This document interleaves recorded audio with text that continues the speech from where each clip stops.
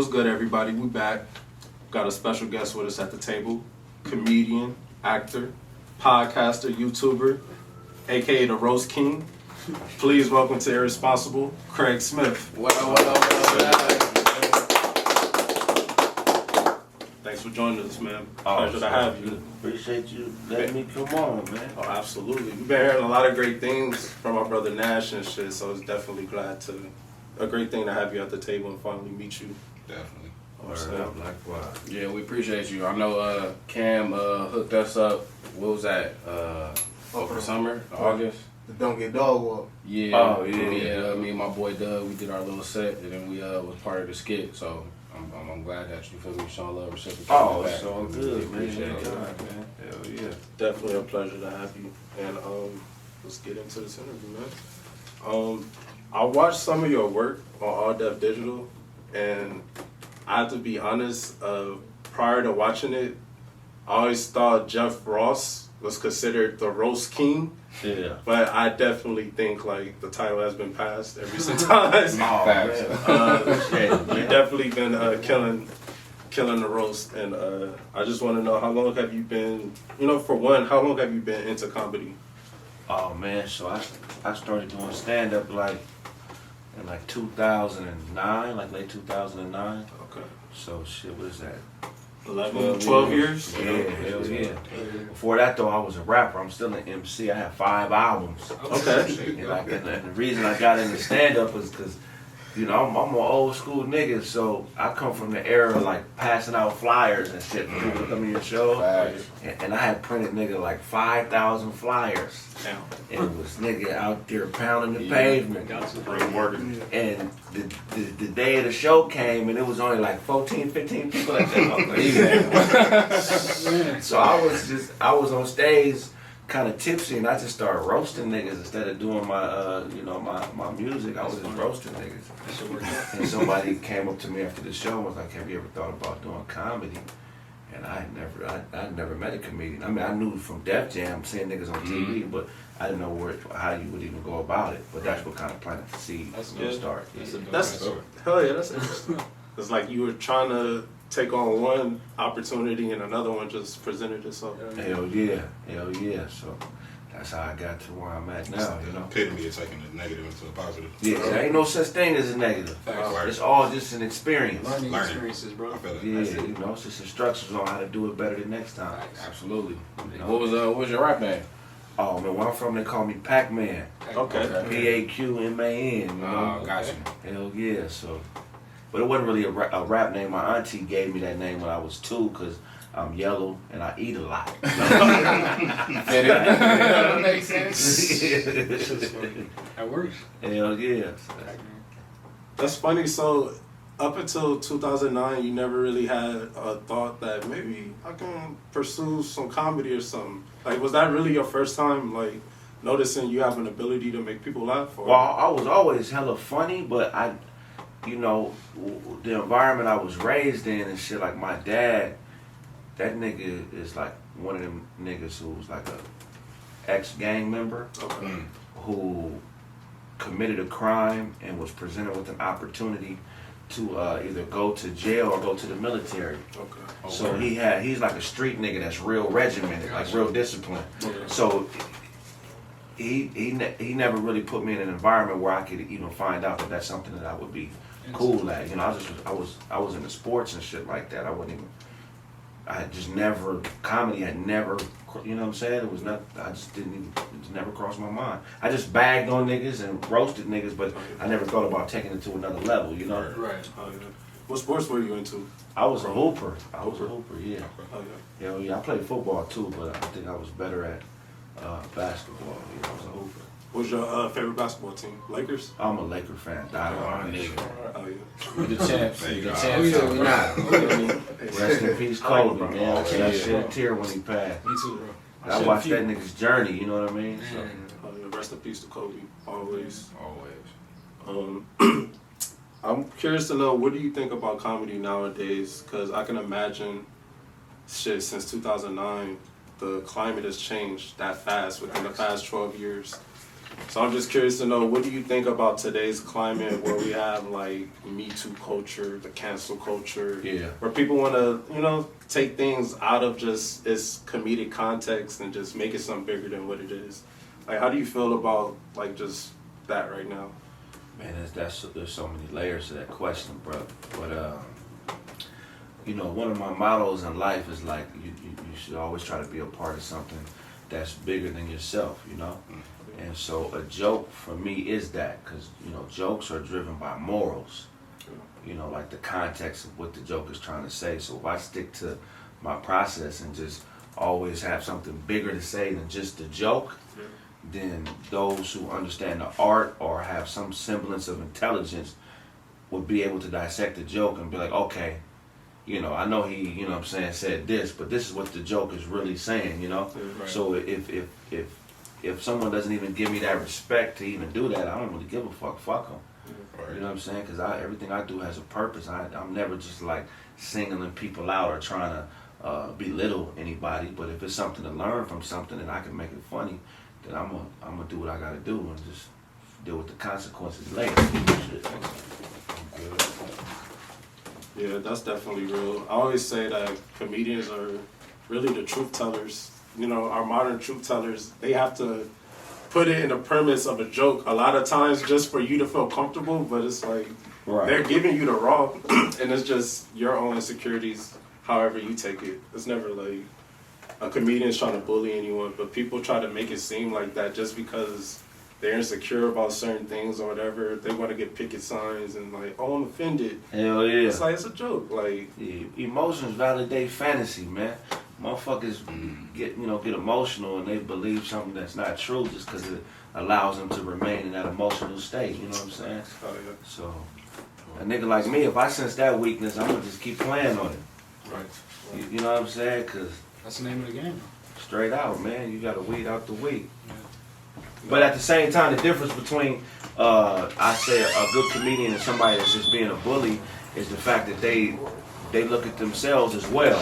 I talk about my personal embarrassing, less than perfect shit all the time. You know what I'm saying? Hell yeah. Self-deprecation. Hell yeah. I go, you know what I'm saying? I'm always pointing the finger at me, you know. I mean, I talk about loser bitches a lot. But I'm the one fucking the loser bitches. So, you know, what type of man does that make me? You know what I'm saying? It's all about making the truth palatable. Yeah, Honestly. straight out, you know. No, that's real.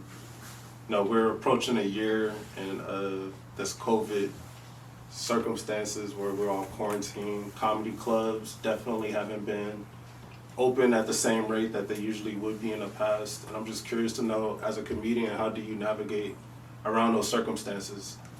Shit, I just create, man. That's what you gotta do. There's this African parable that says that we are all gods having a human experience.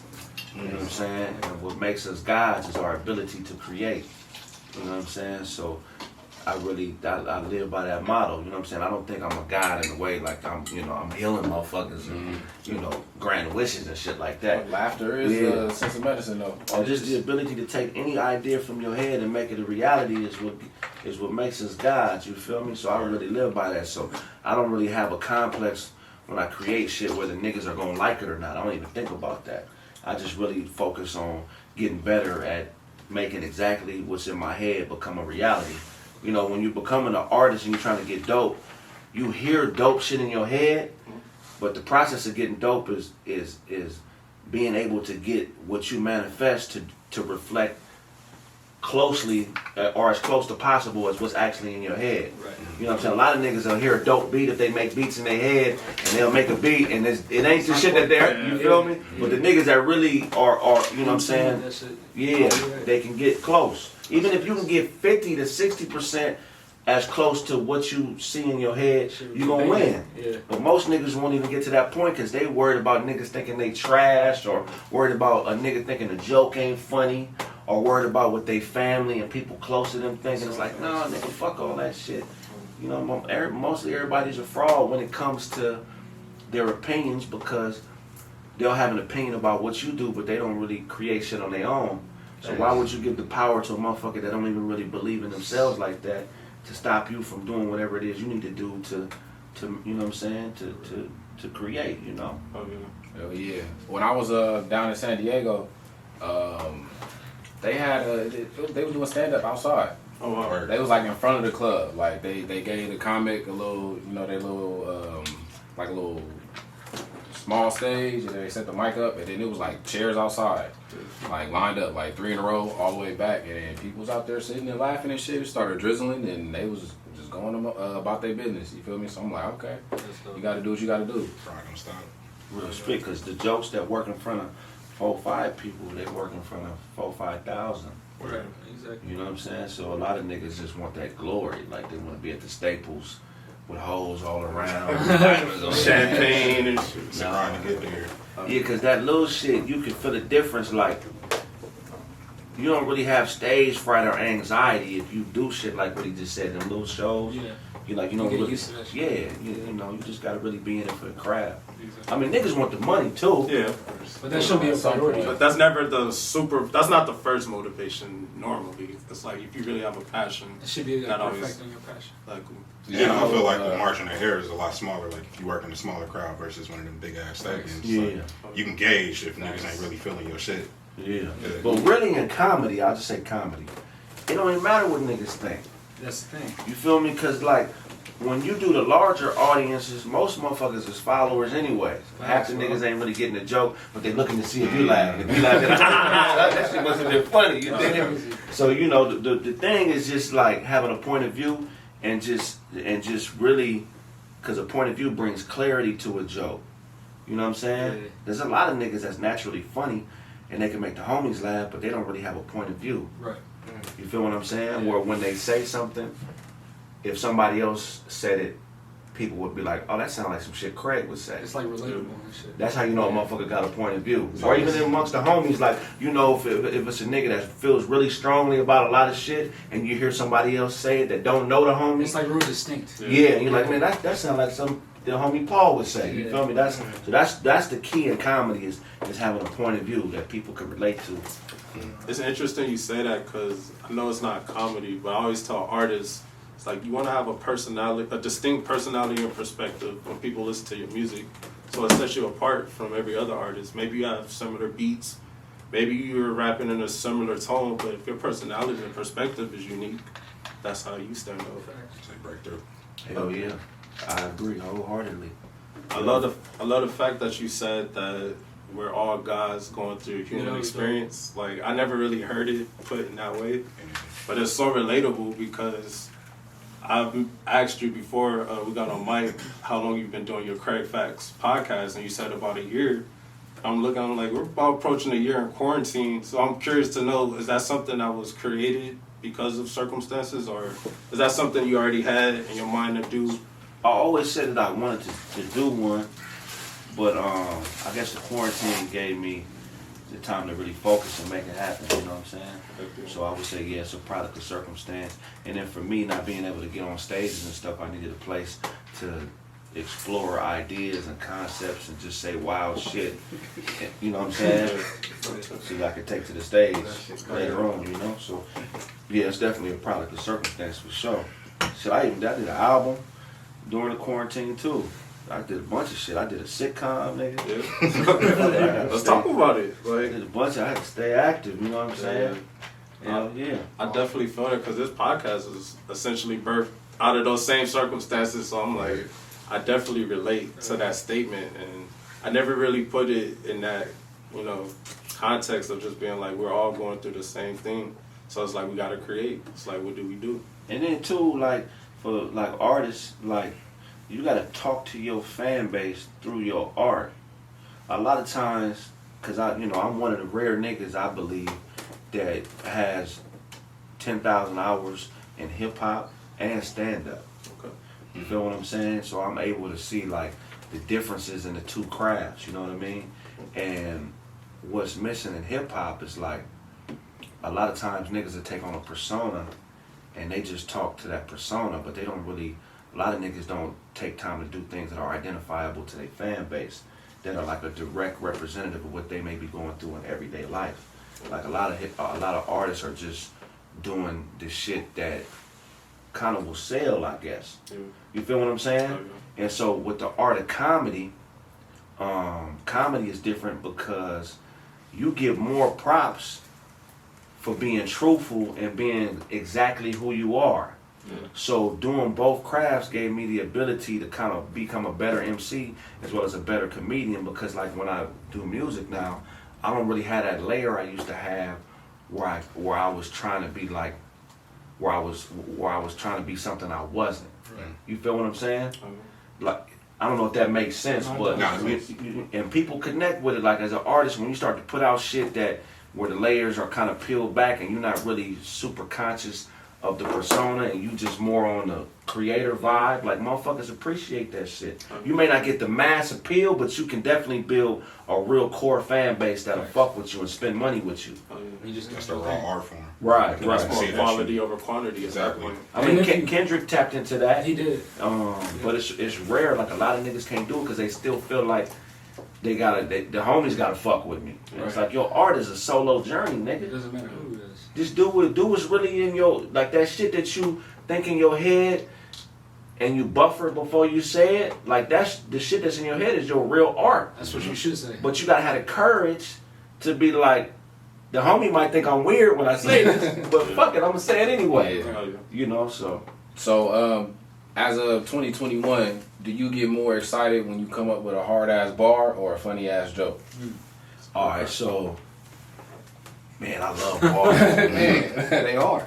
And with the introduction of like the whole battle rap culture, I feel like the bars are on a whole nother level than they've been before. So me, I have two different approaches, right? So music is how I deal with bitches. Comedy is how I deal with life. Okay, we're gonna come back to that first one. Go continue. Yeah, so with my music, you know what I'm saying, since life is a bitch, I'm always addressing her from a position of control. Okay. So I'm talking to her like I'm pimping, but I'm not really pimping. It's just my way of trying to maintain a mental edge on this bitch that's fucking a lot of niggas over. So that's the creative through line for my music. And then I layer it with other shit, you feel me? Gotcha. But with comedy, I feel like it, you know what I'm saying? The reason it's how I deal with life is because for me, when I'm on stage and I'm in front of a bunch of people, I feel like I need to give them tools to be able to not make better decisions, but to understand that they're not really alone in the fucked up shit they going through. Okay. Because I think life has a tendency to alienate niggas. Yeah. And make them feel like they the only nigga with negative 50 in their bank account. I agree. Or they the only nigga that they bitch man cheated on, or you know, it just make you feel like fuck, it's just you, and it's like nah. So that's how I approach the two different art forms differently. You know what I mean? Gotcha. Since you're one of those rare individuals that you say you got 10,000 hours in each art form, who would you say was your earliest influence as well? So for music, my early influences. The first song that ever resonated with me, this is gonna sound funny, but first song that ever resonated with me and made me feel like, damn, okay, I understand music, was that song by CL Smooth, When They Reminisce Over You. Okay, yeah. That was the first song as a kid that really touched me. And you know, being from where we from, that wasn't really our music. You feel what I'm saying? Yeah, hell, make you want to hoop on it. So that was the first song that resonated with me. And then the first artist that really made me think differently probably was Cube. Okay. Yeah, Q was. You know what I'm saying? And that's because I was the youngest in my family. I have a bunch of older cousins, so they was always playing Cube. And then it just started to. I feel like them two dudes unlocked my understanding of hip hop. You know, I knew what it was and would rap along with songs. Yeah. But you know, everybody got that one song when you hear it, you're like, oh shit, okay, I get it now. This. You know what I mean? So that was, you know. Shit just clicks. And then for stand up, I wasn't really into stand up until I got into it. Actually, I mean, I knew who niggas was like Richard Pryor and you know them type of cats, but I wasn't like no comedy head where I was buying niggas albums and shit like that. But once I got into comedy, Corey Holcomb was somebody that you know I thought was pretty dope. Patrice O'Neal, Rest in peace. yeah, them was like the cats that I get compared to a lot, you know. Greats. And then there's a few others like Damon Wayans. Yeah, we talk about that all the time. Damon Wayans is slept on, you know. Absolutely. So many cats, bro. It's hard to really. But then, yeah, them. That's a great 3 right That there. is. That is. Honestly. Oh, yeah. So we asked you about your podcast. I know you had Corey Holcomb as a guest. Yeah. What's some of your favorite podcast guests that you've had so far? And why? If I might ask. Yeah, I would say Corey is one. Damn, who else? So I got another podcast that's like a Howard Stern type podcast. It's called Kraig Facts After Dark. Okay.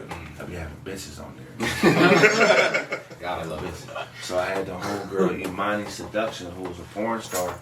She came on the show. Okay. She probably one of my favorite guests because she fucked 3 bitches in front of everybody in the show. She just pulled out a dildo, strap on, Are you serious? laid them on the table while we live on the podcast and just started fucking Bro. bitches. Oh shit. That's some real Howard Stern shit. Hell yeah, this bitch is a savage, nigga. She has a Sound like it. she has a bitch that lives with her, like that's her girlfriend, but she makes the bitch sleep in a dog cage next to her bed. She don't let her sleep in the bed with her.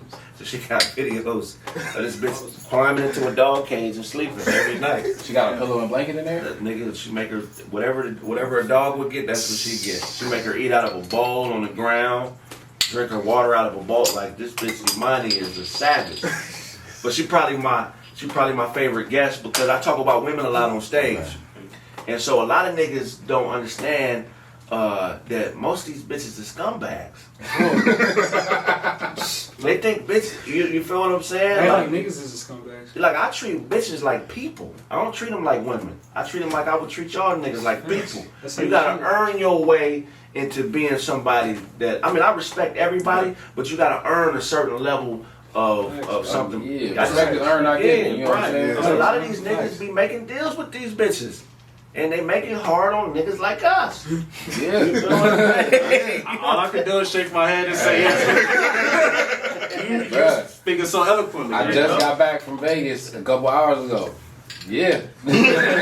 You know? So my advice to all the young niggas, if you're dealing with a broad and she don't want to be a part of something bigger than herself, I don't give a fuck how bad she is. You know what I'm saying? An in-pocket 5 is going to take you a lot further than an out-of-pocket 9, man. You feel what I'm saying? But a lot of niggas don't get that.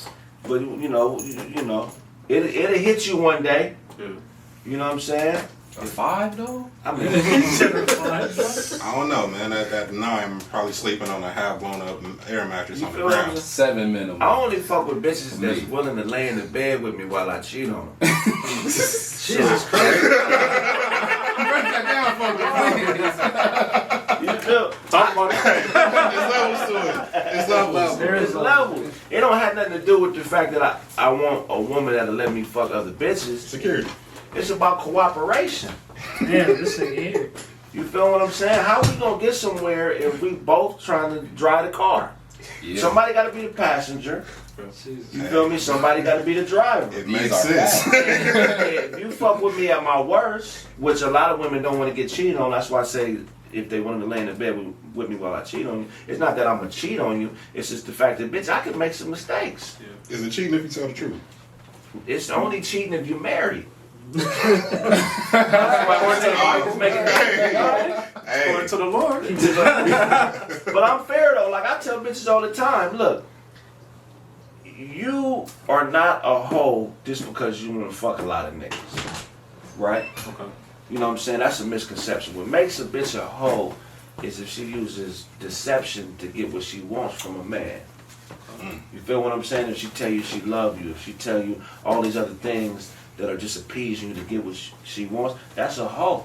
You know what I'm saying? A hoe, you know what I'm saying, is given game by a pimp or, you know, a nigga that's running her to get whatever it is he needs her to get. Out of the Yeah, mark. but if you're a real woman and you just like to fuck a lot, you just like to fuck a lot. That don't make you a hoe. If you're an honest woman and you want to fuck him and then fuck me or fuck all of us right now, just do it. I don't give a fuck. You know what I'm saying? I'm going first. Right. But if you lie and say you're not that type of woman, then that's where I have issues. And those are the type of things, the layers I like to peel back when I'm telling jokes and shit. You know, It's not what you do, it's how you do it. it's how you do it.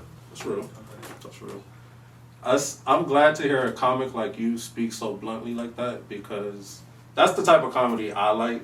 Honestly, just real honest. Even if it doesn't seem so favorable to the times. Right. It's like I love that type of honesty, and I'm glad that you're not letting these times pressure you not to be anything but honest, because I see a lot of comics who just, they want to appease to the times, sort of like rappers nowadays. Yeah. It's like they want to get to the bag, they don't want to offend nobody, step on no toes, but sometimes like the truth gets sacrificed in that process. If you black and you an artist, black people will support you until you die if you tell the truth. But if you compromise your art and you're just thinking about being this global star, you know, you want to be Kevin Hart. Kevin Hart is probably the best comedian of my generation from a business standpoint, but he's not somebody that niggas are endeared to. He can't go to the hood and niggas be like, I love this nigga. They'll be like, he's a star, he's famous. Oh, yeah. That's Kevin Hart, we love him. But he's not somebody that you know, certain comedians that, you know what I mean, I wouldn't suggest going to places where you don't know niggas and it's cracking. But it's certain people who are so true to their art, if the nigga car broke down in front of the Nickersons, or if he broke down on the east side and was walking to the liquor store, motherfuckers would try to help him and show him love. Then you got them other niggas that people would try to rob. Yeah. That's right. With no like food out there. Real spit, you know. So Somebody come to mind for sure. That's like that. who? Fucking Mike. Mike Epps? Yeah. Mike Epps, the hood love that nigga. Oh, yeah. Yeah. He ain't from LA, but he from Indiana, nigga. But he be in the gutter. They ain't from LA. They ain't from LA.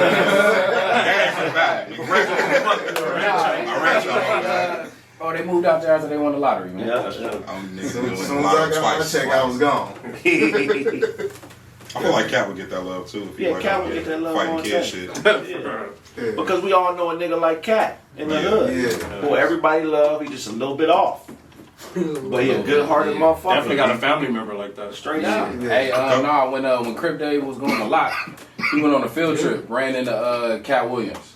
And it was on my mom's birthday. So he was like, yo, my mom fuck with you, is it cool, like, to call her and shit? He was like, yeah, called moms, left her a voicemail and all that. That's love. Yeah, shout out to Cat for sure. He really crazy too though. Really, really crazy. He'll really catch the fade with a motherfucking heartbeat. With kid. Yeah. He hopped out on my homeboy one time and shit was fucking Got motherfucker. that Napoleon syndrome, bro. Hell yeah. Shit, man. Shout out to Cat Williams. For real. Shout out to Cat, man. As we come down the stretch, I'm curious to know, what's your music playlist like these days? Like, what's your music palette? Like, outside of yourself, because I know you make music, Yeah. but who's some other artists that you might enjoy, you know, currently? Shit, man. I like a lot of shit. I be on some weird shit. There's this dude that make beats. His name is Koofy Man. Okay. His shit is dope. It's like some weird ass eccentric, jazzy hip hop type shit. Like catching out type shit. Yeah. He's pretty cool to listen to. I like Kendrick. I like shit. I'm a big fan of. Damn, I'm so high I can't even. That's all good. We here with you. I'm a big fan of what's that nigga name? He just died too. MF Doom. MF Doom. Got it tatted right here. Yeah, He MF got the Doom. rain and shit. You know what I'm saying? Yeah, I like MF a lot. Then I be on that R&B shit a lot too, though. I ain't gonna lie. Yeah. You know, like all them oldies and shit. I was gonna say new R&B or old Yeah, R&B. the 90s R&B still fire. Yeah. But I think the 80s is slept on too. It is. Yeah. And the 70s. 72. A lot of niggas don't really give George Clinton his props. Bro. But that whole funk sound that nigga came with, that shit was revolutionary, bro. Right. Yeah, that lasted generations. My God, That that brought the shit. West Coast back. Man,